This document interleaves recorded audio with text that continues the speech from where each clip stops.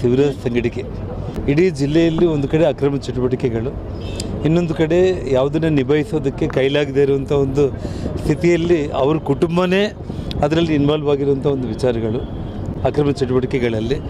ನಾನು ಜನಾರ್ದನ್ ರೆಡ್ಡಿಗೆ ಒಂದೇ ಕೇಳ್ತೀನಿ, ಬಳ್ಳಾರಿ ಜಿಲ್ಲೆಯೊಳಗೆ ಗಣಿಯನ್ನು ಬ್ಲಾಸ್ಟ್ ಮಾಡಿದವನು ಶಿವರಾಜ್ ತಂಗಡಿಗೆ. ನಾನು ಅವ್ಯವಹಾರ ಮಾಡಿ ಜೈಲಿಗೆ ಹೋಗಿದ್ದು ಶಿವರಾಜ್ ತಂಗಡಿಗೆ. ಎಲ್ಲಿ ಬೇಕಲ್ಲೇ ಮಣ್ಣು ಲೂಟಿ ಮಾಡಿ ಹೋಗಿದ್ದು ಶಿವರಾಜ್ ತಂಗಡಿಗೆ. ಬೇರೆ ಜಿಲ್ಲೆ ಬಿಟ್ಟು ಇಲ್ಲಿ ಬಂದು ನಮ್ಮನ್ನು ಮನಸ್ಸು ಕೆಡಿಸೋಂಥ ಕೆಲಸ ಮಾಡಕತ್ತಿದ್ದು ಶಿವರಾಜ್ ತಂಗಡಿಗೆ. ನಾನು ಗಡಿಪಾರಾಗಿದ್ದೆ. ಬೇಲಿಕೆರೆ ಹಗರಣದಾಗ ಯಾರು ಏನೇನು ಮಾಡಿದ್ರು ಅಂತ ಈ ರಾಜ್ಯ ಜನರಿಗೆ ಗೊತ್ತಿದೆ. ಈ ಭೂತದ ಬಾಯಾಗ ಭಗವದ್ಗೀತೆ ಹೇಳಕ್ಕೆ ಎತ್ತಿದ್ರೆ ಏನು ಹೇಳ್ಬೇಕು ನಾವು?